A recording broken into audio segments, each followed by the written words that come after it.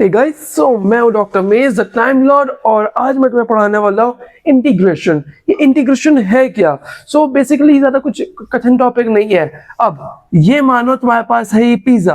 Pizza के मैंने करे 4 स्लाइस।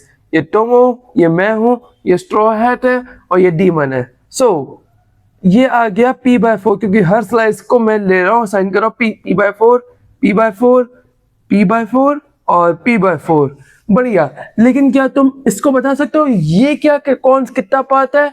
और इसी पार्ट को हम कहते हैं dx। dx मतलब है कि बहुत इनफाइनाइटली स्मॉल पार्ट, लगभग जीरो पर जीरो भी नहीं, पर लगभग जीरो। अगर तुम जितना छोटा सोच सकते हो उससे और छोटा dx होता है, बस मतलब इनफाइनाइटली स्मॉल। और इसी स्मॉल पार्ट्स को हम जोड़ के बनाते हैं इंटीग्रेशन, तभी तो बनेगा। 6 सारे dx को तुम सब सारे dx को जोड़ोगे तो बनेगा एक। सो इंटीग्रेशन को हम असाइन कैसे करते हैं? ऐसे। सबसे पहला rule dx equals to x। सारे dx से बन के बना x। मतलब यही सोचो ना कि अगर इसका इनफिनिटली स्मॉल छोटा छोटा छोटा छोटा छोटा छोटा जोड़ के बना तो तुम्हें मिलेगा पूरा पिज्जा, और दैट्स इट। अब दूसरा क्या है? x in dx। ये क्या होगा? ज्यादा कठिन नहीं है। इसके लिए होगा तुम्हारा x n+1 upon n+1। That's it. अब इसको प्रैक्टिकल करके देखते हैं हम एक लाइव एग्जांपल से। x 69 या 68 लिखते हैं यहाँ पे। उसके बाद dx इक्वल्स टू x 69/69। क्यों? 68 + 1 कितना होगा? 69। और यहाँ पे भी सेम। इतना आसान है। और अब हम बढ़ते हैं अपने थर्ड टॉपिक पे और मैं ब्लैक बोर्ड पूरा रब कर लेता हूँ। बाय द वे, रब करते वक्त मुझे याद आया, ये जो n है ये कभी भी इक्वल नहीं हो सकता है -1 से। मतलब -1 नहीं हो सकता ये n, क्योंकि तब हो जाएगा 0 और वो इक्वेशन ब्रेक कर देगी। लेकिन उसके लिए भी होता है कि हम लॉग फॉर्मूला यूज करते हैं, सब यूज करते हैं, लेकिन वो अभी तुम्हें नहीं पढ़ना, वो हम पढ़ेंगे और बाद में हम पढ़ेंगे बेसिकली। और बाय द वे, ये जो लेक्चर्स है ये है बोर्ड स्पेसिफिक या स्कूल स्पेसिफिक। मैं नीट के लिए भी बनाऊंगा बहुत जल्द ये सारे लेक्चर्स को, कि उसके अंदर सारे डिटेल टॉपिक में बात करेंगे और सब कुछ हम कंप्लीटली कवर करेंगे। उसमें कोई डरने की बात है ही नहीं। Let's get started with our third formula. अब आते हैं हम अपने थर्ड वाले पे, जो कि है थर्ड, जिसके अंदर है तुम्हारा इंटीग्रेशन कांस्टेंट। कौन सा का मैं लिख रहा हूं तो इसका मतलब है कांस्टेंट, भूल मत जाना। और उसके बाद x n dx। तो ये क्या बन जाएगा? ये बन जाएगा तुम्हारा कॉन्स बाहर आ जाएगा, मतलब कांस्टेंट बाहर आ जाएगा। उसके बाद तुम्हारा वही यहाँ पे ये बच जाएगा अंदर x n dx, जो कि तुम बाद में सॉल्व करोगे और जो कि तुम्हें मैंने पहले पढ़ाया था। पहले चलो एक एग्जांपल भी देख लेते हैं। एग्जांपल x से लिख लेते हैं। चलो एग्जांपल में क्या लिखते हैं? चलो 69 x 68 dx इक्वल्स टू। अब तुम सॉल्व करो, मैंने क्या पढ़ाया था कर लिया, बढ़िया। अब इसको जल्दी सॉल्व करते हैं। तो ये आ जाएगा 69 बाहर, इंटीग्रेशन के अंदर अंदर आएगा। उसके बाद ये बन जाएगा हमारा x 68 dx। अब इसको और सिंप्लीफाई करते हैं। ये अब देखो, इस पार्ट को अलग कर दो, इस पार्ट को अलग कर दो, जैसे कि a और b। अब उस दूसरे पार्ट को जल्दी सॉल्व करते हैं। तो यहाँ पे हमें मिलेगा क्या?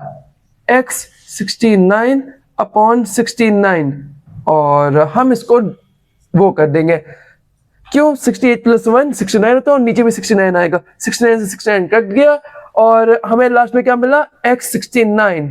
और हाँ, दैट्स इट, यही हमारा आंसर। और ऐसे ही देखो कितनी जल्दी थर्ड वाला भी कंप्लीट हो गया। और अब हम बढ़ते हैं अपने फोर्थ टॉपिक पे। थर्ड खत्म हो गया, अब आएंगे हम फोर्थ टॉपिक पे और ऐसे ही करते हुए जल्दी से हम पूरा कंप्लीट कर देंगे। और बाय द वे गाइस, अगर तुम्हें वीडियो अभी तक पसंद आ रही तो अभी चैनल को सब्सक्राइब करो एंड वीडियो को लाइक करो। और अगर तुम नीट या ये सब के लिए बहुत सीरियस हो तो जाओ डिस्क्रिप्शन बॉक्स में कमेंट सेक्शन में मैंने टेलीग्राम चैनल का लिंक दिया हुआ है, तो जाओ उसको ज्वाइन करो। वहां पे तुम्हें नोट्स मिलेंगे, तुम्हें डिफरेंशिएशन के क्वेश्चंस, इंटीग्रेशन क्वेश्चन सब कुछ मिलेगा, वहां पे सब कुछ कवर्ड है। सो तुरंत जाओ ज्वाइन करो अगर तुम सीरियस हो। So back to the topic. So अब आता है हमारा चौथा वाला जो कि है कॉन्स dx, जो कि बन जाएगा हमारा कॉन्स और इसके अंदर आएगा dx। सो लेट्स सपोज, चलो एग्जांपल ले लेते हैं एक, इसका भी क्या एग्जांपल लिया जाए, 7 dx। सो बन जाएगा 7 dx जो कि बन जाएगा 7x। देखो कितना इजी था ये। चौथा वाला तो ज्यादा कोई कठिन या पे कोई कॉम्प्लेक्स नहीं था। अब आता है फिफ्थ वाला जो कि थोड़ा पेचीदा हो सकता है, लेकिन डरने की कोई बात है नहीं क्योंकि तुम्हारे साथ है डॉक्टर मिस जो कि एक टाइम लॉर्ड भी है। So let's get started. So अब आता है फिफ्थ। फिफ्थ क्या कहता है हमारा, a plus minus b dx। So इसको हम करेंगे तो हो जाएगा a dx, ये a है, a dx plus minus b dx ये। और अब हमें इसी को तो सॉल्व करना है कि देखो कितना इजी है और कितना आसान होगा, वो मैं करके दिखाता हूँ। एक एग्जांपल लेते हैं। चलो चलो बैक बुक थोड़ा गंदा हो गया है, इस साइड लिख के देखते हैं। a प्लस बी में क्या लिखा जाए, x8 प्लस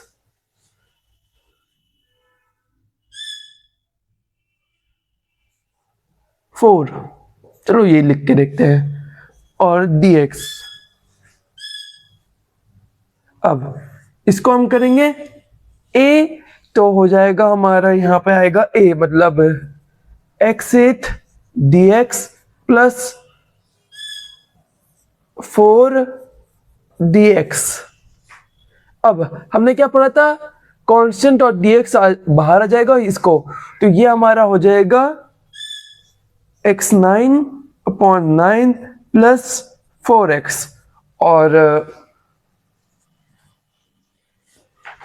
या कितना इजी था, देखो कितनी आसानी से हो गया। और अब बढ़ते अपने अगले टॉपिक पे अगर कोई हो तो।